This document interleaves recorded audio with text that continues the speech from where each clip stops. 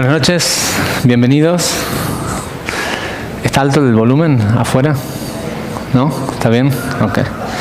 Bueno, bienvenidos, clase número 2 del curso Los secretos del árbol de la vida. La semana pasada hicimos una pequeña revisión del tema de los mundos y tratamos de entrar en un poco más de detalle de cómo es que estos 4 mundos de los cuales hablamos en el curso inicial, en el curso Ser y Vivir Libres, cómo interactúan en el árbol de la vida o qué partes del árbol de la vida es. Y lo que hoy queremos ver es, la clase de la semana que viene vamos a ver cómo funciona cada una de las sefirot que componen el árbol de la vida y cuál es la energía o el empuje que tiene el conectar con cada una de ellas. Pero lo que queremos ver hoy es cómo funciona el tema de los mundos respecto a los distintos niveles del alma y respecto a la creación del hombre en sí. ¿Qué fue lo que se creó realmente cuando se creó el hombre? Porque nosotros tenemos esta idea de que somos dentro de los seres vivos en el mundo, algo sumamente particular. Y seguramente nos sentimos mucho más importantes que la mayoría de los animales que hay en este mundo. Pero no siempre, por lo menos metafísicamente, no siempre están así. Y según explica la Kabbalah, hay solo ciertos atributos que son los que le da a una persona, los que diferencia a una persona, a un ser humano, de el resto del reino animal.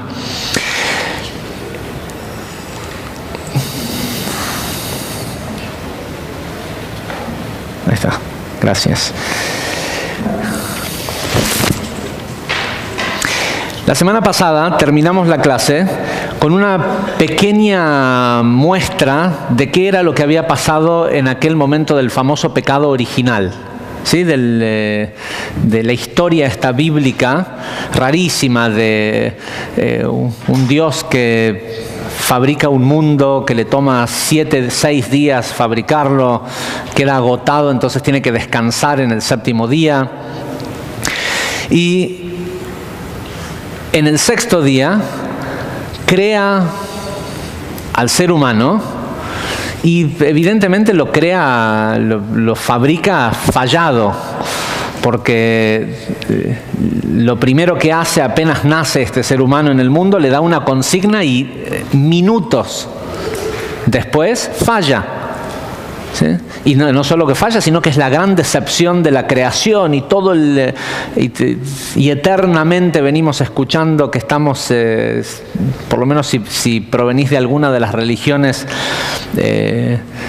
católica, judía o musulmana que están asociados con Abraham y con este Antiguo Testamento, estamos todos acá corrigiendo ese famoso pecado original. ¿Sí? Tan grave comer del árbol equivocado.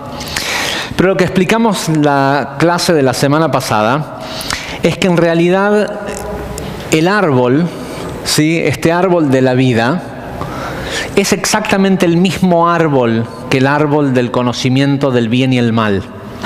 Y es importante repasarlo, porque si no pareciera ser, ¿cómo puede ser que este creador crea a sus primeros 2 hijos y los pone en el mismo lugar? Hay un planeta enorme, ¿sí? La Tierra es enorme. Si lo que quería era que esperaran 6 horas, ¿sí? Si todo el tiempo que tenían que esperar para completar la creación es que el ser humano estuviera 6 horas sin comer del árbol del conocimiento del bien y el mal, saca el cálculo de qué tan rápido puede correr este hombre y ponéselo a 8 horas de distancia. ¿no? ¿No sería así de simple? En un mundo enorme, tener solo 2 personas, si es cierto que supuestamente el lugar en donde era el paraíso terrenal era en Irak, ponele el árbol del conocimiento del bien y el mal en América, ¿sí? Que tengan que cruzar el océano, cosas, y total necesitas que 6 horas no coman. Pero lo explicamos la semana pasada, era imposible esconderlo a este árbol. Este árbol estaba en el mismo lugar porque en realidad no hay un árbol del conocimiento del bien y el mal y un árbol de la vida. Lo que hay es un sistema de precipitación de energía desde Olam Atzilut, desde el mundo de emanación hasta este mundo físico, y lo que baja desde ese mundo, desde esos mundos metafísicos, es conocimiento. Según lo vemos nosotros, en realidad lo que desciende es sabiduría y entendimiento de esa sabiduría. Y después viene la parte humana, que es el reconocer. De ahí viene el tema de la diferencia entre el conocimiento y el entendimiento y la sabiduría, que es Da'at.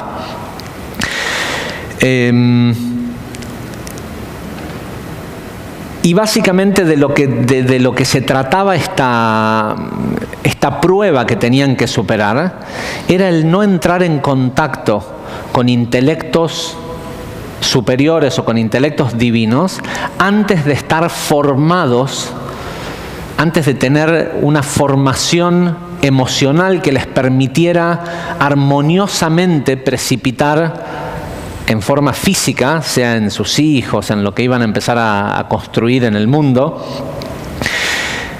esos intelectos sin ningún vestigio de egoísmo. Ahora, la serpiente, ¿sí? En la clase de la semana pasada hablamos de este concepto de la serpiente teniendo relaciones sexuales con Eva. Obviamente la serpiente no era como una serpiente de las de ahora, ¿sí? No, seguramente se veía igual que otro ser humano y si no, sería medio raro también pensar que de golpe viene una bicha arrastrándose por el piso y solo porque habla, Eva le hace caso y come de este árbol del conocimiento del bien y el mal. En el curso 3 vamos a explicar a un nivel más profundo de qué fue lo que pasó. Permiso. Pero mientras tanto, lo importante es que comen, ¿sí? Entonces, y el castigo, según aparece en la Biblia, es que ahora van a morir. Y de hecho, la herramienta que utiliza la serpiente para decirle a Eva que coma, le dice primero que nada que hay un... Eva trata de ser más papista que el Papa y Dios le dijo a Eva: no comas del árbol porque el día que comas seguro morirás. Y cuando la serpiente le pregunta a Eva por qué no come del árbol, Eva le dice: Dios dijo que si toco el árbol seguro moriré. Y él le dice: no, toca y vas a ver que no te pasa nada. ¿Sí? Pero ellos no le habían dicho que no toque el árbol, le habían dicho que no coma. Sí, a veces cuando la gente trata de exagerar con la religiosidad y con las reglas termina embarrándola aún más. La cosa es que la serpiente la hace que coma, pero tampoco se muere en ese preciso momento. ¿Sí? Y esto es algo, nosotros tenemos que entender que la serpiente no es uno de los animales del reino animal. Esta serpiente era en sí una inteligencia que se manifestó en ese momento, tratando de ser parte de este nuevo mundo que estaba siendo creado. La idea original era que si Adán y Javá, Adán y Eva, completaban la tarea que venían a hacer, la revelación de luz que ellos iban a propiciar en el mundo iba a ser suficiente para disipar todos los residuos que habían en este planeta Tierra de los mundos anteriores que se habían construido en este mundo y habían fracasado. Una de las cosas más absurdas que he escuchado decir a gente religiosa, tanto católicos como judíos, nunca se lo escuché a un musulmán, pero se lo he escuchado decir, puedo decir que yo estuve ahí y escuché a un cura decirlo y también escuché a un rabino decirlo. Cuando la gente le cuestiona a la iglesia, o a la iglesia no me refiero a la iglesia católica, sino a las religiones organizadas, ¿cómo es esta idea de un mundo que tiene 5.700 años? Según esto, el calendario hebreo y el calendario que utiliza también la iglesia católica empieza con el nacimiento de Adán y Eva. Y eso nos dicen que fue hace 5.775 años este año. Y tenemos fósiles en este mundo. Olvidémonos de los fósiles de dinosaurios. Hay fósiles humanos, hay restos humanos que tienen prueba de carbono 14 de cientos de miles de años. Hay fósiles de animales que tienen millones de años. ¿Sí? Y por un lado la ciencia que nos dice que este universo tiene millones de años, y una Biblia que dice que tiene 5.700 años. Y yo he escuchado a líderes religiosos decir: Dios hizo al mundo con fósiles que aparentan tener miles de millones de años para ver quién es hereje y cree en Darwin y en la evolución y todo eso, y quién tiene verdadera fe. ¿Sí? A veces cuando me pregunto por qué me tocan escuchar esas cosas, digo, debe ser para poder después decirlo en una clase, y que si de repente me ha pasado en algunas clases que gente dice yo también lo escuché, que no se sientan tan solos, ¿no? El Zohar, escrito ya hace 2000 años atrás, dice que este universo y este planeta tiene millones de años.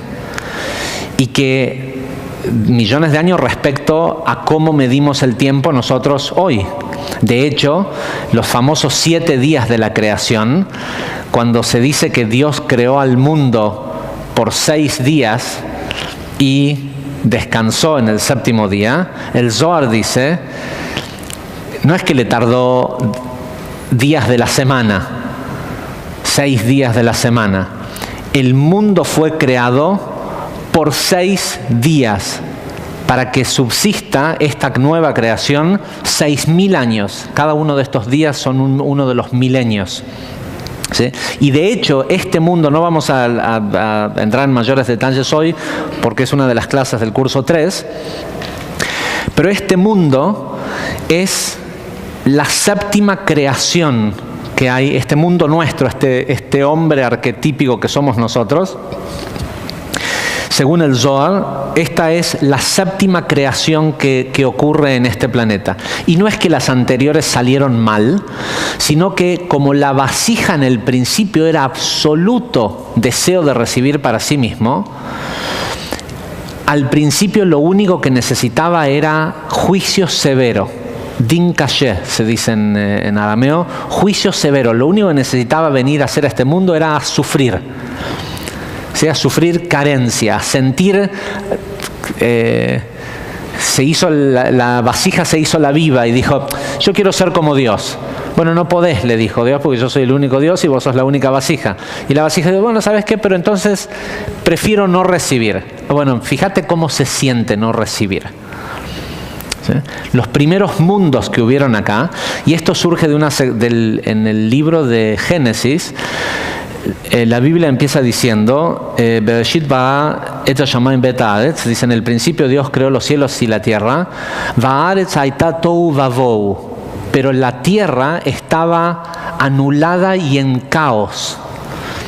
Y el Zohar pregunta, si dice que Dios creó los cielos y la tierra, ¿cómo puede estar anulada? porque antes de que fuera creada viene de la nada. Pero ¿cómo puede haber caos?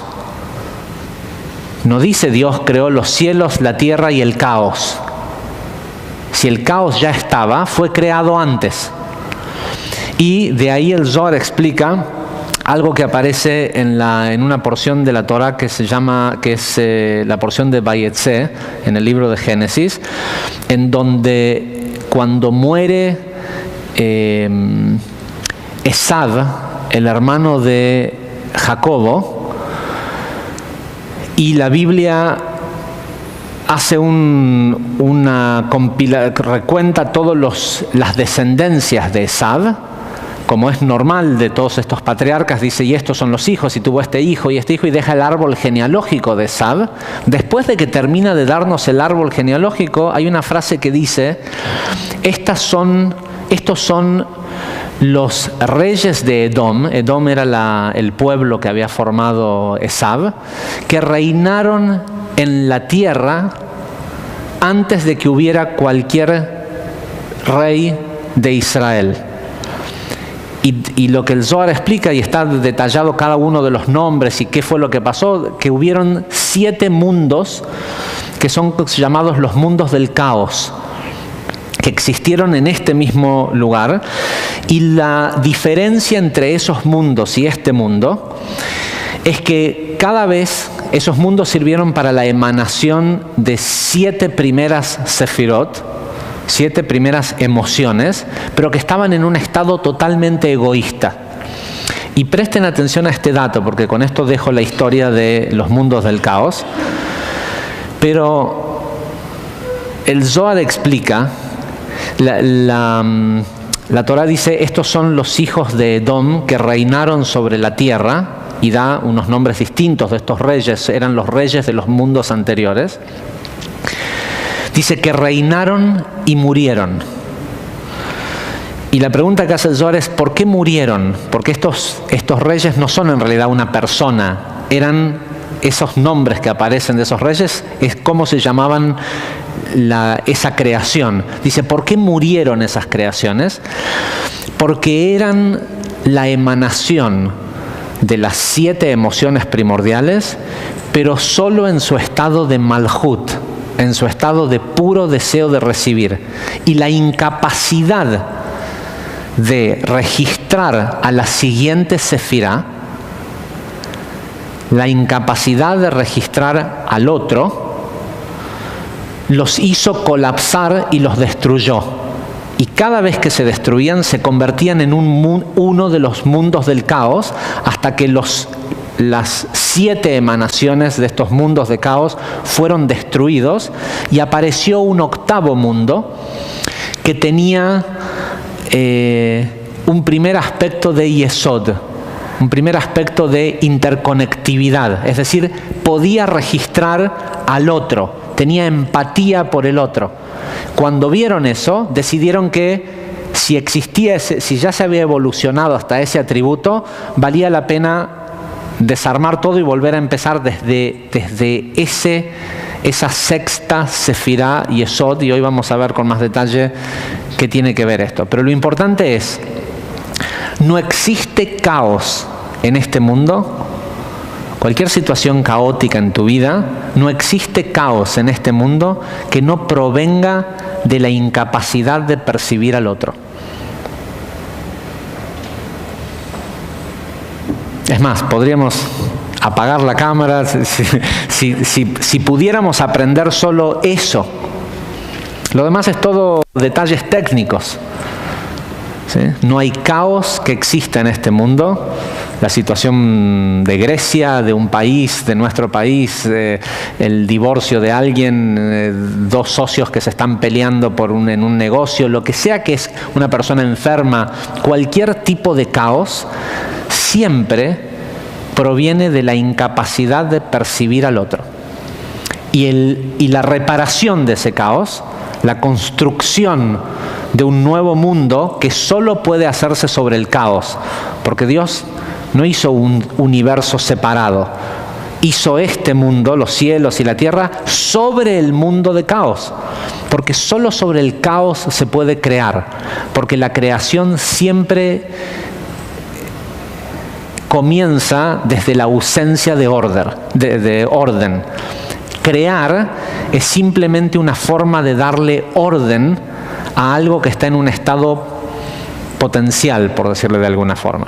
Entonces, imagínense que los mundos del caos representaban todo el egoísmo de la vasija, es decir, nuestro egoísmo, y nosotros estamos acá en este mundo con un cierto estado de rectificación de ese egoísmo. Ya hemos sufrido nosotros individualmente en nuestras propias vidas, ya hemos visto la consecuencia del egoísmo, y si estamos hoy sentados acá tomando una clase de Cábala es porque ya algún camino hicimos en pegarnos la cabeza contra distintas paredes hasta que encontramos una puerta en medio y estamos viendo si por ahí se llega a algún lado. Pero esto quiere decir que ya tenemos una evolución, ya no somos 100% egoístas.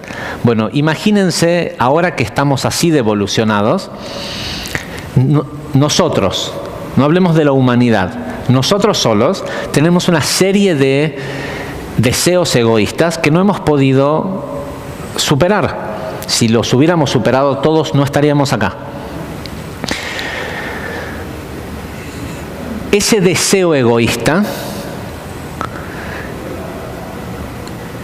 son las partes de la vasija del mundo infinito que todavía no entendieron, son las partes que todavía no entendieron que la verdadera satisfacción de largo plazo se consigue dando y no recibiendo.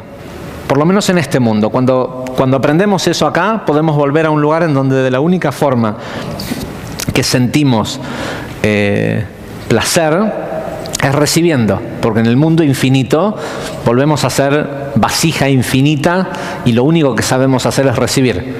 La diferencia es que esta vez, cuando volvamos, vamos a haber aprendido a recibir por dar. ¿Se acuerdan la clase 3 del curso 1? Es decir, vamos a estar recibiendo no solo porque es lo único que podemos hacer, sino porque vamos a haber entendido que nuestra forma de dar es recibir toda la beneficencia del Creador.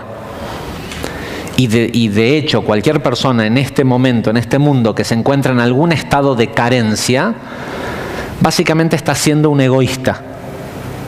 Es decir, no, el egoísta es el que recibe un montón y no da. No, el que no recibe es un egoísta. Porque el Creador hizo un mundo fabuloso con infinitos recursos para que sus criaturas, lo que Él ha creado, reciba infinita luz. Entonces, cuando una persona no está recibiendo infinita luz, es porque todavía es egoísta. La serpiente representaba todos los deseos egoístas de toda la vasija. Entonces, claro que era de la misma forma que el deseo de hacer hoy algo egoísta, comer algo que no tenés que comer, fumar, lo que sea que le da satisfacción al cuerpo y sabes que no está bien, la serpiente encuentra alguna justificación para decirte, hoy sí está bien. Porque mañana es cuando empieza la dieta o cuando no íbamos a dejar de fumar mañana. ¿Sí? Ahora, el mundo vivió una serie de etapas hasta hoy. Desde que el mundo fue creado, los primeros 2000 años fueron años de caos. Hubieron 2000 años de caos y destrucción absoluta en el mundo. Destrucción sobre destrucción. Sobrevivían algunos humanos y volvían a regenerar una sociedad y volvía a haber destrucción, diluvios, caos absoluto.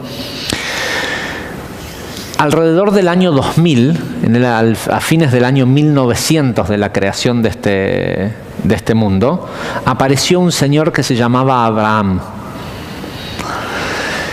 Y Abraham fue la primera persona en hacer un sacrificio a Dios. ¿Sí? Empezó con el primer sacrificio que trajo fue su hijo, a quien finalmente no lo sacrifica a Isaac en lo que se conoce como la atadura de Isaac. Empezaron a llegar, a partir de Abraham, empezaron a llegar personajes físicos, personas que manifestaban toda la energía de una de las sefirot. Abraham representaba la energía de la misericordia y su hijo Isaac representaba la energía del juicio severo o el deseo egoísta. Uno era el amor, el otro era el deseo, el dar y el deseo de recibir. Y la famosa Akedat Isaac, el sacrificio de Isaac, no era otra cosa más que la columna derecha tomando control, atando, porque en realidad en hebreo no se llama el sacrificio de Isaac, se llama la atadura de Isaac. Y si alguna vez han visto que los hombres judíos en las mañanas se ponen tefilim y se atan el brazo izquierdo, la única razón y la única meditación que un hombre debería hacer cuando hace eso es pensar en que está atando su deseo egoísta para poder dar más. Si no piensa en eso cuando lo está haciendo, es mejor que no se ponga tefilim, ¿sí? Porque cumple un propósito opuesto.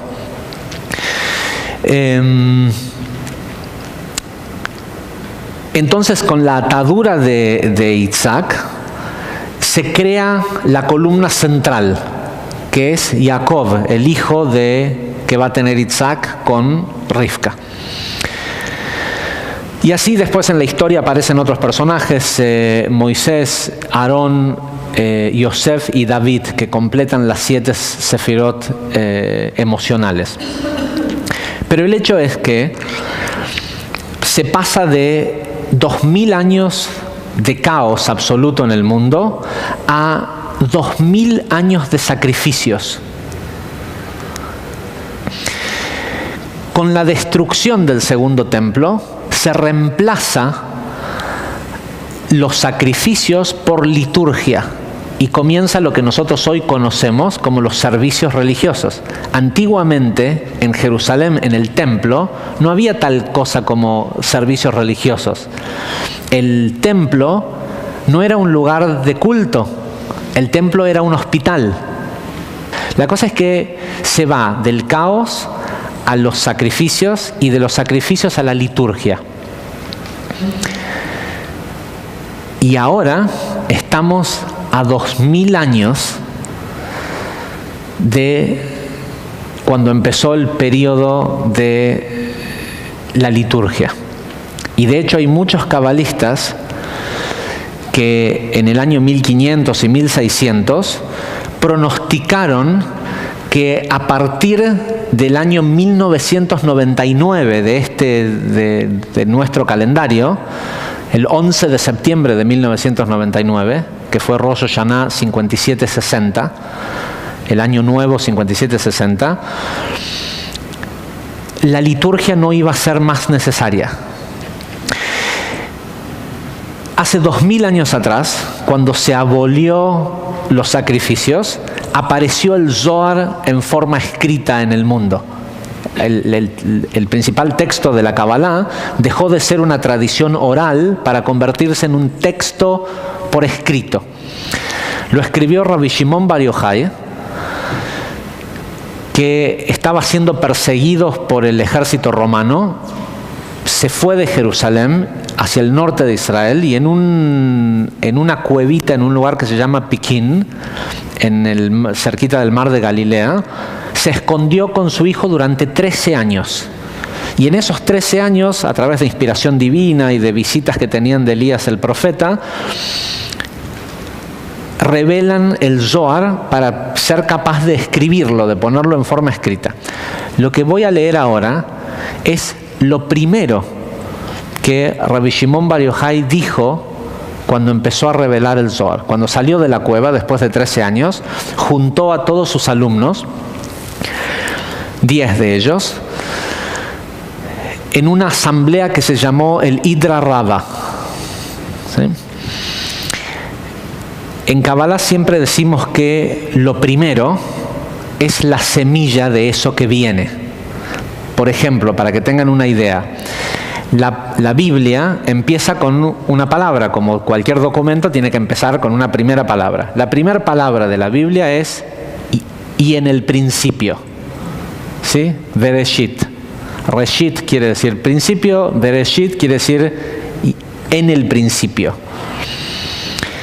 Sobre esa palabra, en el principio, después no se me ocurrió bajarlo, pero después se los muestro, hay un libro así de alto, que se llama Tikunei HaZohar, las correcciones del Zohar.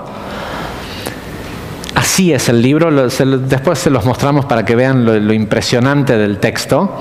Son 72 explicaciones, no del libro de Génesis, de la palabra Bereshit. ¿Sí? ¿Por qué? Porque el Zohar dice que si Bereshit es la primera palabra de la Torah, de la Biblia, es la semilla, y en la semilla está el ADN de todo lo que es lo demás. Entonces, si uno entiende en ese nivel, ya no necesita lo otro. Con lo cual, lo primero que Rabbi Shimon Bar Yochai tuvo que haber dicho cuando salió de esa cueva, tuvo que haber sido, se me ocurre, lo más importante que tenía para decir.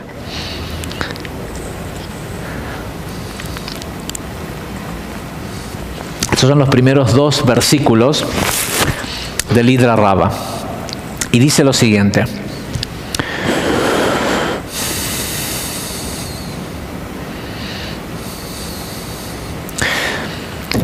Nos enseñaron que cuando Rabbi Shimon comenzó a revelar a sus amigos, dijo lo siguiente: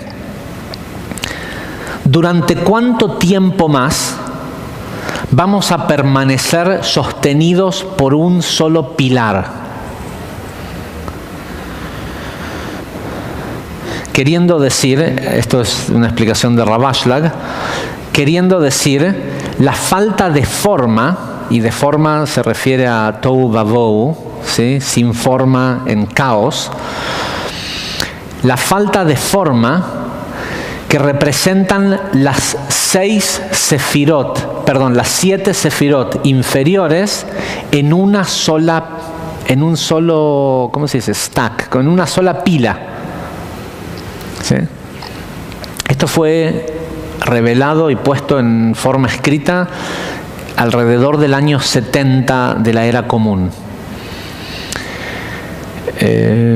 Sí, entre el 70 y el 76 de la era común. ¿A qué se refiere con esto? Dice, ¿hasta cuándo vamos a permitir que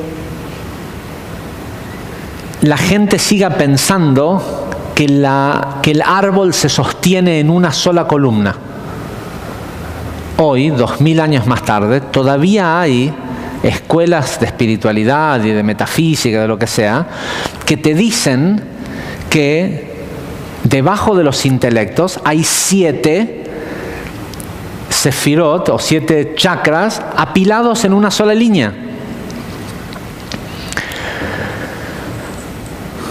Pero esto ya fue revelado hace 2000 años de que no es así como opera el sistema.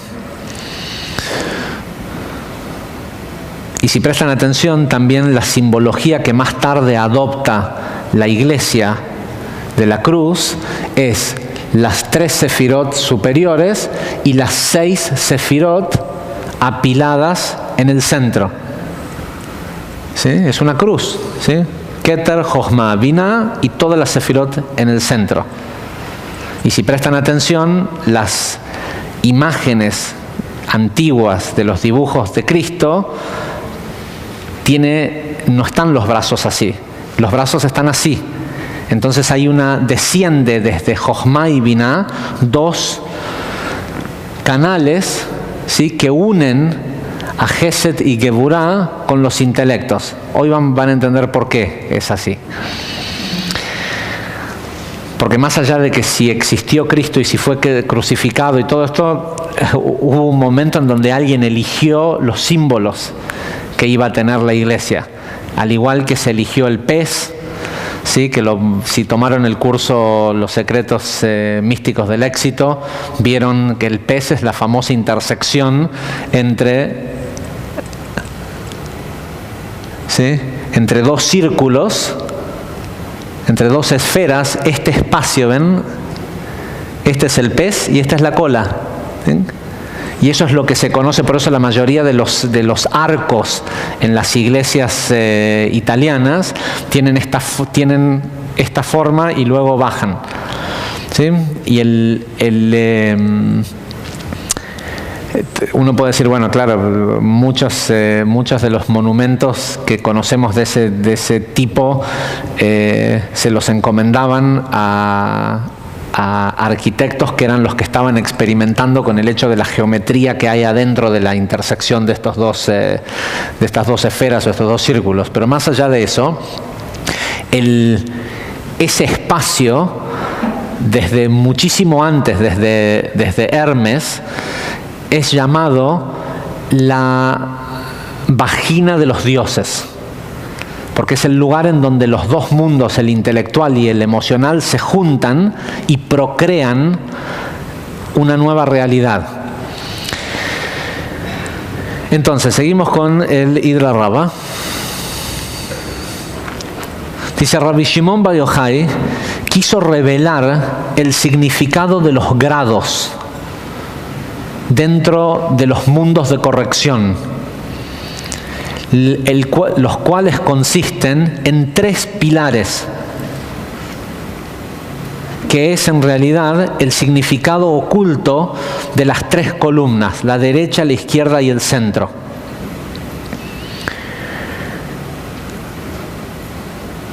Tal como está escrito: el tiempo ha llegado de actuar en nombre de Dios. Esta es una frase que viene de los Salmos, pero que Rabbi Shimon la utilizó para abrir la discusión, que dice, el tiempo ha llegado para actuar en nombre de Dios. Ellos, refiriéndose a los que siguen pensando que las Sefirot son un pilar, ellos han hecho caos o, ¿cómo se dice? Void. Ellos han anulado la Torá. Los días son cortos, es decir, queda poco tiempo. Ya hace 2000 años Rabbi Shimon Bar Yochai sentía el apremio de la necesidad, sobre todo porque se estaba viendo la destrucción de todo Israel en manos de los romanos. Dice, los días son cortos y el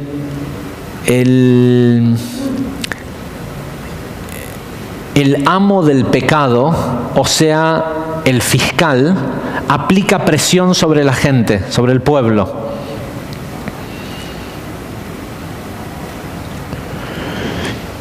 Y todos los días resuena en el universo la proclamación del llamado al arrepentimiento.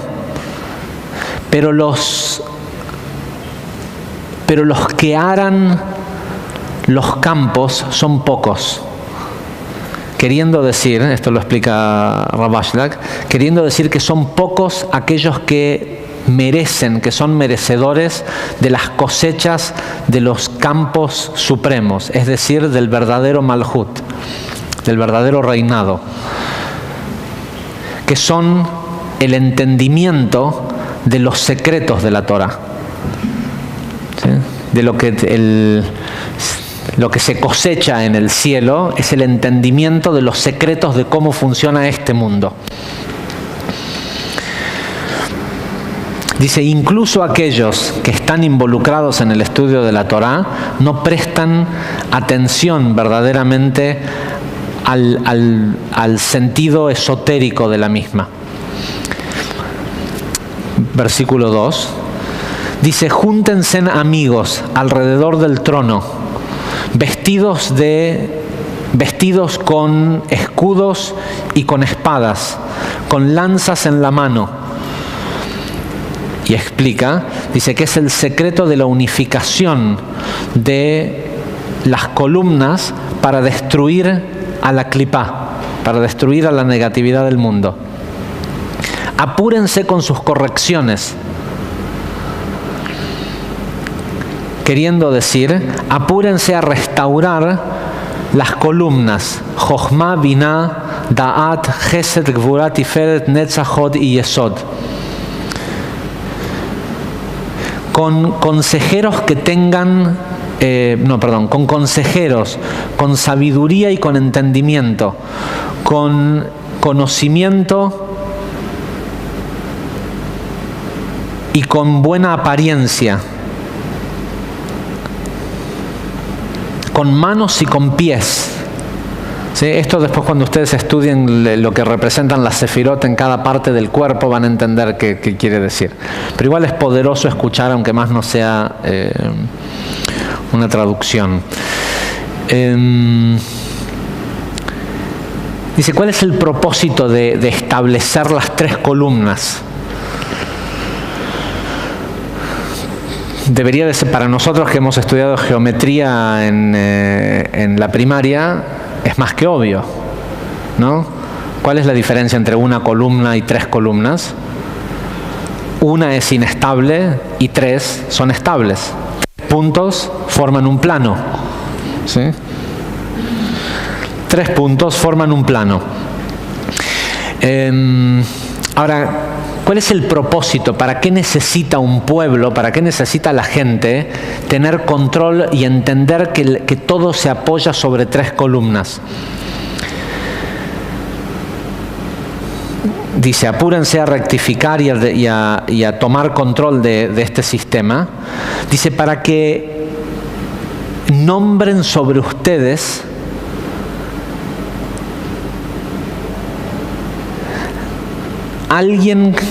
para que nombren sobre ustedes reyes que tengan la autoridad de decretar la vida y la muerte, pero que sus decretos sean decretos de palabras justas y verdaderas.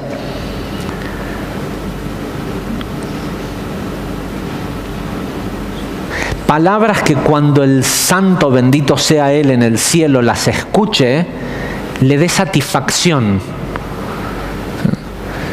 Hasta que un pueblo no conquista el balance entre el deseo de recibir y el dar, no tiene la capacidad de elegir reyes, gobernantes, que puedan recibir decretos divinos, que puedan recibir intelectos divinos y que lo que les salga de la boca sea algo que cuando el universo lo escuche diga, wow, esto es un verdadero líder. ¿Sí? Pero no empieza por el líder y del líder se genera el pueblo.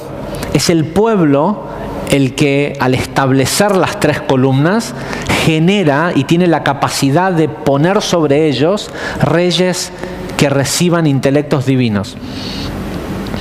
Es muy simple. Hace 2000 años que incluso aquellos que enseñan espiritualidad siguen enseñando un sistema anacrónico de un pilar. Y todo el mundo te habla de esto, hasta el día de hoy se habla más que nunca. Tenés que encontrar tu centro, ¿sí? Bueno, si estás todo apilado en el centro, te vas a caer fácilmente.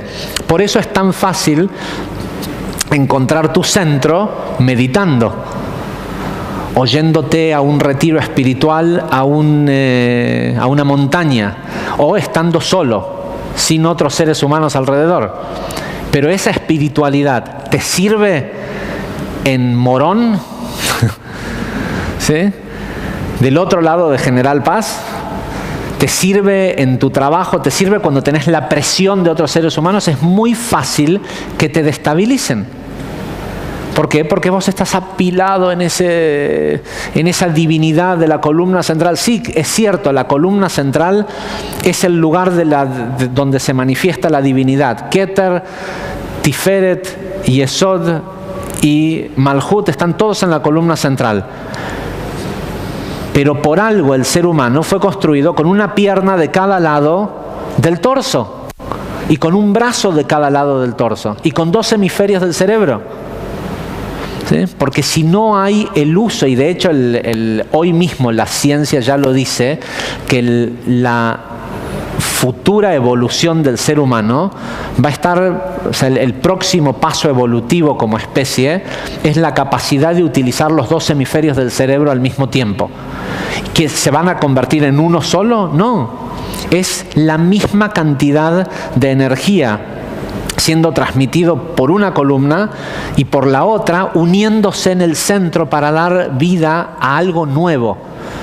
Acá no es 1 más 1 es 2, acá 1 más 1 va a ser 1, pero uno nuevo. Entonces, ahora lo que vamos a empezar a ver es cómo funcionan estos 4 mundos, el mundo de emanación, el mundo de creación, de formación y acción, respecto a quiénes somos nosotros. Porque nosotros dijimos en el curso inicial, incluso la semana pasada también hicimos una pequeña alusión al respecto, que cuando Dios creó al hombre, esta idea de hacemos un hombre, con quien estaba hablando era con los mundos. ¿Y qué era lo que por qué consultaba con los mundos? Porque en realidad les estaba pidiendo materia prima. Dios no quería construir al hombre de la nada. Es más, no podía construir al hombre de la nada, porque si de por sí este hombre es destructivo respecto a su medio, si estuviera hecho de algo que no tenga de la misma materia prima que todo lo demás, no podría sentir ningún tipo de empatía por la creación y la destruiría mucho más rápido de lo que la destruye ahora. ¿Sí? Con lo cual el creador, si bien creó los 4 mundos, no podía crear en este mundo un humano y que sea algo nuevo y distinto. Tenía que estar hecho de todo lo demás, o si no iba a poner a este chimpancé con bomba nuclear a destruir todo en 2 días. Ahora bien, estos mundos, o estos 5 niveles, Keter, Jochma, Binah, Zeir Anpin y Malhut, que vimos la semana pasada, se manifiestan en 3 lugares primordiales en este planeta. Nuestro alma, los reinos, reino animal, reino vegetal, y el proceso de pensamiento en el humano. Es decir, que nosotros tenemos todos estos mundos en todo el cuerpo, pero también tenemos todos los mundos y todas las sefirot solo en la cabeza. ¿Sí? Hay partes del cuerpo que corresponden. La clase que viene vamos a verlo pieza por pieza. Pero hay partes del cuerpo que corresponden a las sefirot, pero también hay partes de la cara y de la cabeza que corresponden a las mismas sefirot. Lo primero que tenemos que saber es los niveles del alma. ¿Se ve desde aquel lado? ¿Sí? Ok. El mundo de acción, Olam Asiyah, corresponde a un primer nivel del alma que se conoce como Nefesh. Dentro del conocimiento que nos provee la Kabbalah de cuál es la fisonomía interna de un ser humano, aprendemos que las personas no tienen un alma. Nosotros estamos acostumbrados, sobre todo en el idioma español, en utilizar la palabra alma como un genérico de lo que está dentro del cuerpo, o aquellos que ya están un poco más avanzados y entienden que no son un cuerpo, sino que son un alma que posee un cuerpo. Pero se habla siempre del concepto de alma como lo real y duradero en el tiempo, y el cuerpo lo que caduca, ¿sí? Que dura una encarnación. Según la Kabbalah, ya tengo que corregir esto, hace unos meses que decidí que no voy a decir más según la Kabbalah, porque no es una interpretación de la Kabbalah, así es como es. Pero como durante tantos milenios nos hicieron pedir disculpas por decir la verdad, nos quedó este tic de disculparnos diciendo, pero en el 4º nivel de entendimiento de la Torá se dice como si fuera otra interpretación. Este nivel que se llama Sod, el 4º nivel de entendimiento de la Torá, no es en realidad uno de los niveles de entendimiento. Es el único nivel de entendimiento. Todo lo otro es la clipá que está alrededor de la Torá hasta que la persona madura emocionalmente para soportar la verdad. ¿Sí? Hasta que la persona madura emocionalmente le tenés que decir de que Dios se enoja y lo castiga o lo premia y la historia tonta que aparece en el texto. ¿Sí? Pero esta es la verdad. Entonces, el alma de una persona está formada de 5 niveles distintos. El primer nivel se llama Nefesh y es el mismo nivel de alma que tienen los animales. Este nivel de alma llamado Nefesh ingresa en el ser humano en la concepción, y el propósito que tiene es es crear la diferenciación de las células y proveer a la persona de instinto de sobrevivencia, igual que un animal, y de signos vitales. Y nada más. ¿Sí? La mayoría de la gente del mundo solo vive y muere con este nivel de alma. Nefesh. ¿Sí? El siguiente nivel se llama Ruach. Perdón, pasé una... No. El siguiente nivel se llama Ruach. Ruach quiere decir, o se traduce normalmente como espíritu. Pero también tiene un significado en hebreo la palabra Ruach en sí, que es viento. ¿Sí? O aliento. El aliento también se le llama Ruach. Por eso dice la Biblia que Dios creó al hombre y después le sopló Ruach, le sopló espíritu en sus fosas nasales y ahí vivió el hombre. Un hombre, un ser humano, no vive hasta que no tiene nivel de alma de Ruach. Respira, camina, habla, va a la escuela, hace todo lo que hace una persona hasta que cumple 12 o 13 años, 12 para las mujeres, 13 para los varones. Pero recién a partir de esa edad le llega la primer gota del nivel de alma llamado Ruach. Ese nivel de alma es lo que conocemos como espíritu y solo le llega una primer gota, es una muestra. ¿Sí? Ahora, todos estos niveles de almas están apilados arriba de ese ser humano animal y lo siguen toda la vida en un estado potencial. Lo que la persona tiene que hacer es elevarse dentro de sí mismo para extraer pedazos de las almas superiores. Cada porción de Ruach que la persona precipita hace que descienda una porción de Neshama. El nivel de alma de Neshama lo que trae es lo que nosotros conocemos como iluminación. Y por eso la Kabbalah no es un sistema espiritual, no es una espiritualidad. Es más, según la Kabbalah, la espiritualidad no es un fin.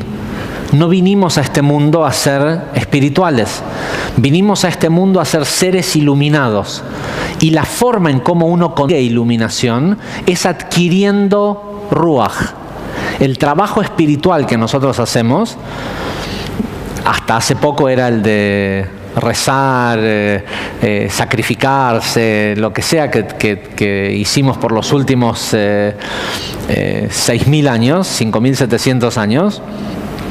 El propósito que tenía era recibir otro aspecto de Ruach, porque con cada aspecto de Ruach desciende un nivel de iluminación. Los otros dos niveles, Hayá y Yehidá, son dos niveles de almas que el de Hayá ha existido en algunas personas en el mundo. De hecho, el Zohar dice, Rabbi Shimon Bar Yochai fue una de las personas que tuvo este nivel de alma porque era la reencarnación de Moisés, y eventualmente Rabbi Itzhak Luria, que era la reencarnación de Rabbi Shimon Bar Yochai, tenían este nivel de alma. Pero este nivel de alma lo tienen solo grandes profetas, que son personas que solo vienen a precipitar conocimiento. No es gente que viene a hacer corrección, a hacer tikkun como nosotros. El máximo nivel de alma al que puede aspirar una persona como nosotros es el nivel de neshama, hasta que sea el fin de la corrección, en donde todos vamos a poder recibir todos los niveles. El último nivel, Yehidá, según dice el Zohar, la primera persona que va a lograr adquirir ese nivel de alma, y por el esfuerzo que él va a hacer en adquirirlo, lo va a precipitar para el resto de la humanidad, es esa persona que llaman Mesías. ¿Sí? Es simplemente uno de nosotros que se va a poner las pilas y va a hacer todo el trabajo que hay que hacer hasta conseguir ese nivel de alma, y una vez que ese nivel de alma baje a este mundo, va a descender para todos. ¿Sí? Ok, estos niveles corresponden también a los reinos. El nivel de Nefesh corresponde al reino mineral. El nivel de Ruach corresponde al reino vegetal. El nivel de Neshama corresponde al reino animal. Y el nivel de Hayá, esta idea de la profecía, le corresponde solo al hombre. ¿Sí? Y corresponde al reino del hombre. Y aparentemente no hay un reino que le corresponda a este nivel de Yehidá. Porque si vemos que esto es Keter, Jochma, Binah, Zeir Anpin y Malhut, bueno, es lógico que como decimos que el todo es eso que inventó la idea de Dios, es el verdadero Dios, no el Dios bíblico, sino el que inventó la Biblia y el que inventó toda esta idea de que íbamos a necesitar la fe y dogmas y todo esto para evolucionar. Y no sabemos en realidad qué es. Bueno, se puede decir de que sería correcto que no hubiera un reino que le corresponda. No es lo que dice la Kabbalah, pero por ahora dejémoslo ahí. Y les cuento cómo funciona el tema de la creación. Rav Ashlag, en uno de sus escritos, en Sefer Matan Torah, en un libro que escribió que se llama El regalo de la Biblia, explica que solo se puede crear desde la ausencia. ¿Qué quiere decir esto? Yo solo puedo crear algo si no había nada antes. Si vos tuviste que utilizar alguna cosa que ya existe, no es, por lo menos esa parte de lo que estás creando, no es innovación, ya existía. Con lo cual eso no es creación. Cuando se creó el reino mineral, no había nada. Había espacio vacío o espacio lleno de luz, pero en realidad no había un reino mineral. Cuando se crearon los planetas y el reino mineral, esa fue la primera creación de algo físico. Cuando se creó el reino vegetal, todos los atributos que ya existían en el reino mineral fueron transferidos al reino vegetal y nuevos atributos fueron creados. Por ejemplo, el crecer no es un atributo de las plantas. No fue creado cuando se creó el reino vegetal, porque eso ya existía del reino mineral. La capacidad de reproducirse, de tener polinización cruzada, es decir, que un macho y una hembra puedan generar hijos, la capacidad de respirar, el moverse, ¿sí? Las plantas se mueven buscando, son más lentas, mucho más rápido que una piedra, pero se mueven, no tan rápido como un animal, pero se mueven en búsqueda de la luz, ¿sí? Con lo cual todos esos atributos, esos fueron creaciones de la planta, ¿sí? Eso es lo que se creó cuando se creó el reino vegetal. Cuando se creó el reino animal, ya estaba casi todo creado, ¿sí? Porque la mayoría de las cosas que hacen los animales, las plantas ya lo hacen. Entonces, ¿qué se creó cuando se creó el reino animal? se creó el idioma. Solo dos cosas: el idioma y la individualización. El ego. El animal se percibe a sí mismo como un individuo separado del otro y puede decidir si se lo come, si no se lo come, si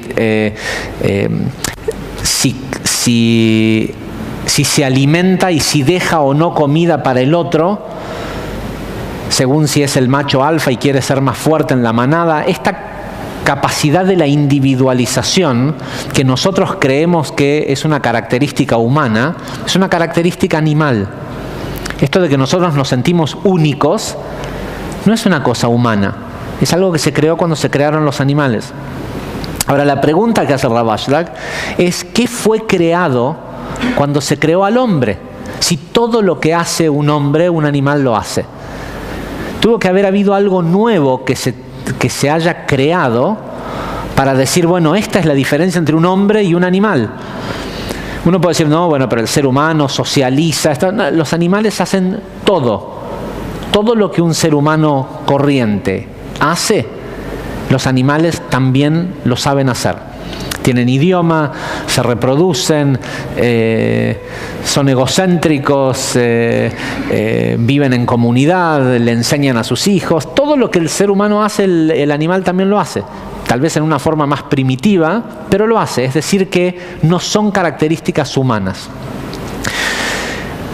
Y el Zohar determina que hay solo 3 aspectos que hacen del ser humano un humano. Y si no los ejercita, no es un humano, es un animal. Y estos son: 1, la capacidad de recibir dolor a cambio de un bien mayor. El ser humano es el único animal que no huye del dolor siempre y cuando sienta que hay un beneficio mayor a ese dolor a cambio. A un animal le propones dolor y huye, no lo podés convencer de que a cambio del dolor va a tener una recompensa. Ante el dolor, huye. El ser humano no le gusta ir a trabajar, pero trabaja porque quiere cobrar un sueldo. ¿Sí? No le gusta la mayoría de las cosas que hace, pero las hace, soporta ese dolor, esa incomodidad, a cambio de un bien mayor. Para la mayoría de las personas, esta capacidad se convierte en su amo. ¿Sí? Terminan presos de situaciones dolorosas porque generan, y después vamos a verlo en la semana que viene, generan beneficios ficticios, ocultos en su mente, no son reales, que los hace quedarse en ese dolor porque piensan que están recibiendo un bien mayor. Entonces, una de las 3 características que hace a un hombre y no animal es la capacidad de recibir o de soportar una medida de dolor a cambio de un bien mayor, que debería de ser algo altruista, no algo autoesclavizante. Número 2, deseo de adhesión al Creador. El ser humano quiere entender los secretos del universo, quiere ser uno con Dios, quiere ser Dios. ¿Sí? El ser humano quiere ser como Dios. El animal quiere ser, si es el león y es el rey de la selva, quiere ser como el león y el rey de la selva, no quiere ser como Dios. El hombre es hombre, pero quiere poder, quiere ser como Dios, quiere sobre todo el poder de poder crear. ¿Sí? Lo que le da satisfacción es crear, y siempre que no esté creando, se siente un esclavo. Y número 3, que se suponía que era el más grande de los regalos, el ser humano tiene la capacidad de percibir el deseo del otro. Que para este ser humano poco evolucionado se terminó convirtiendo en el peor de sus enemigos, que se llama envidia. El ser humano termina de comer, ya comió en un restaurante, está satisfecho, le encantó la comida y ve pasar al mozo con otro plato distinto a la mesa de al lado y lo ve a ese plato y siente el aroma y le gusta y de repente quiere eso también. Pero él ya no tiene hambre, pero es capaz de comer aunque no tenga hambre. Los animales no comen si no tienen hambre. Comen hasta donde sienten que es lo que necesitan para sobrevivir. El ser humano percibe el deseo del otro y lo siente propio. Y le pasa eso con el plato de comida que pasa enfrente de él, pero también le pasa lo mismo con la esposa del otro señor que está sentado en la otra mesa, y con el auto del señor y con la casa. ¿Sí? Le pasa tanto que cuando se estaban acabando los mandamientos, Dios dijo, no, esperen, pongamos uno más, el último, el 10º, el que corresponde a Malhut, que diga, no desearás la mujer de tu prójimo, la casa de tu prójimo, el burro de tu prójimo. El burro hoy sería como la Ferrari de tu prójimo, ¿no? Toda vez que el ser humano no ejercita estos 3 atributos, no es un humano. Es un animal sofisticado y que usa traje y maneja autos y que... ¿Y cuál es la diferencia en el primordial, en el uso o no de estos atributos? Estos atributos se despiertan cuando el hombre entra en modo creador. Siempre que el hombre esté en modo competencia, ¿sí? Nosotros tenemos un switch. ¿Estamos en creadores o en competidores? Siempre que el hombre esté en estado, en modo competición, es un animal. Si quiere éxito duradero y quiere verdadera satisfacción, tiene que poner el switch en modo creador. Ahora, la pregunta que habíamos hecho antes es el nivel, si esto es un hombre es una persona que utiliza estos 3 atributos, puede ver, puede percibir el deseo del otro, ¿para qué? Para poder saber qué dar. Si vinimos a este mundo a dar, ¿no sería importante que sepas qué es lo que el otro quiere? La idea del poder percibir el deseo ajeno no era para querer lo mismo que él quiere, era para saber qué es, cómo lo puedo ayudar y cómo él me puede ayudar a mí.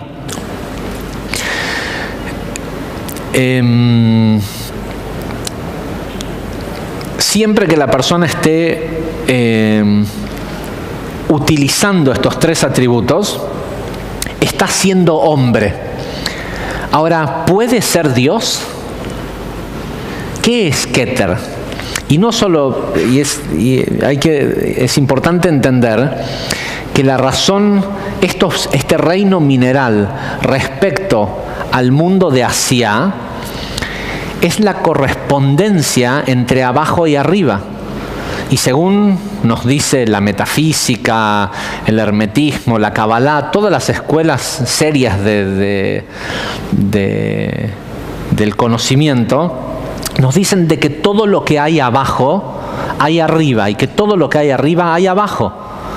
Entonces, ¿cómo puede ser que hay un reino? ¿Sí? Hay un reino mineral y hay un nivel llamado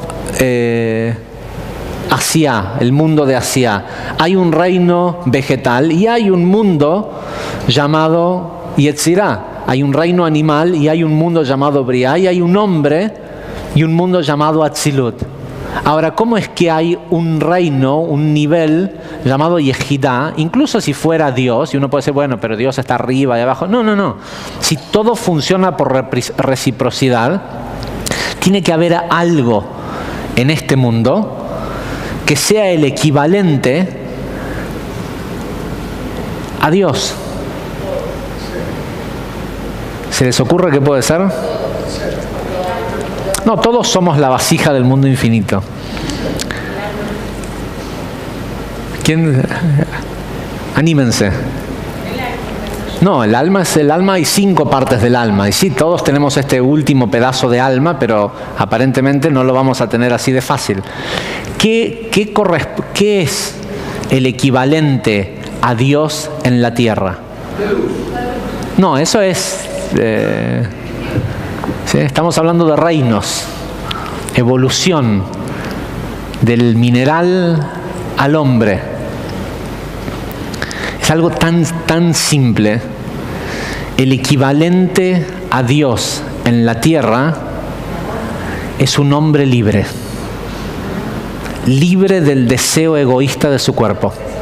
Rabbi Avraham Azulay dice que cuando la persona logre ser libre del deseo egoísta de su cuerpo, va a poder trascender cualquier limitación del mundo físico, de la gravedad, de lo que sea. Por eso nos pasa mucho cuando somos chicos, menores a 12 o 13 años, que soñamos con volar. ¿No le pasó a ninguno? Generalmente a la gente que loca que viene a tomar este tipo de clases, les pasa. Si le preguntás a la otra gente, a los que nunca tomarían este tipo de clases, no les pasa. Pero a la gente que sí les interesa todo esto, han tenido sueños de volar. La semana que viene vamos a explicar cómo funciona el sistema de la gobernabilidad sobre los seres humanos. ¿De dónde surgió esta idea de formar clanes? Y es muy propicio para nosotros damos este curso todos los años, mes de por medio, no es porque sea un año de elecciones que estemos hablando de esto, pero la semana que viene vamos a explicar cómo es que se nos ocurrió esto de agruparnos en naciones y, como dice el Zohar, nombrar a un rey por encima nuestro para que se haga cargo de nosotros. ¿Sí? ¿Y qué determina qué tipo de persona es la que va a estar por encima nuestro y si se va a hacer cargo o no se va a hacer cargo de nosotros? Hasta la semana que viene. Muchísimas gracias.